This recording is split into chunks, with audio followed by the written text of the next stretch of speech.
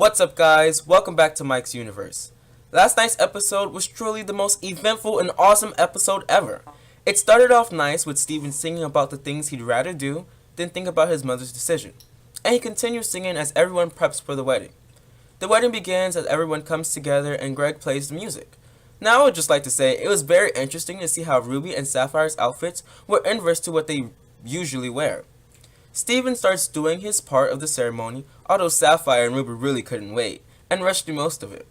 Ruby rushes super fast down the walkway, and Sapphire doesn't even wait for Steven to finish his sentence and she says yes. But we can't blame them, they've got some strong love. Then they start saying their vows and how much they helped and changed each other. They sealed it with a kiss and formed Garnet. Everything seemed perfect, everyone was dancing, but it was all a lie. When Steven and Garnet start talking, he has unusually big tears and Garnet senses the diamonds. Yellow heads straight for the cluster, which Steven tries to contain, but it comes out.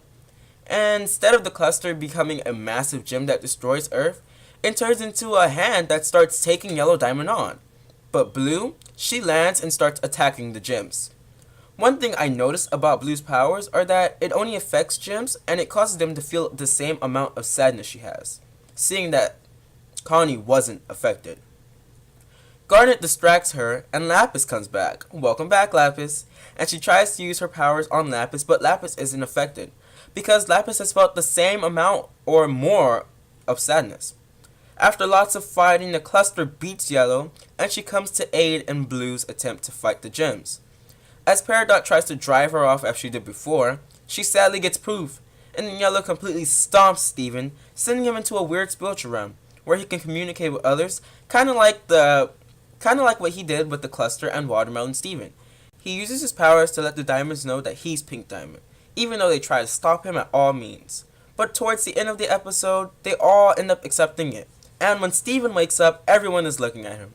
I really love this episode because all the gems really came together. Well, guys, that's all for today. What do you guys think? How do you feel about these episodes? Comment your thoughts below. If you're new here and enjoying our content, go ahead and like and subscribe. And click that bell notification to stay tuned into our universe. Thanks for watching and tune in next time.